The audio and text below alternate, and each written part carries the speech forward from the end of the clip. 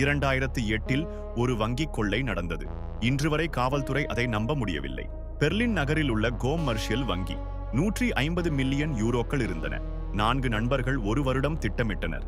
அவர்கள் வங்கிக்கு அருகில் ஒரு கடை வாடகைக்கு எடுத்தனர். நிலத்தடி சுரங்கம் வெட்டினர். 50 மீட்டர் நீளம். வார இறுதியில் அவர்கள் தாக்கினர். சுரங்கம் வழியாக வங்கியின் பாதாள அறைக்குள் நுழைந்தனர்.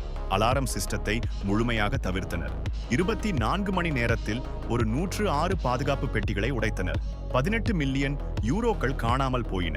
காவல்துறையிடம் எந்த ஆதாரமும் இல்லை. கைரேகையும் இல்லை, வீடியோவும் இல்லை. ஆனால் ஒரு நண்பர் தவறு செய்தார். அவர் சுரங்கத்தில் தனது பெயர் எழுதிய காகிதத்தை விட்டுச் சென்றார். அந்த காகிதம் முழு கும்பலையும் பிடிக்க உதவியது.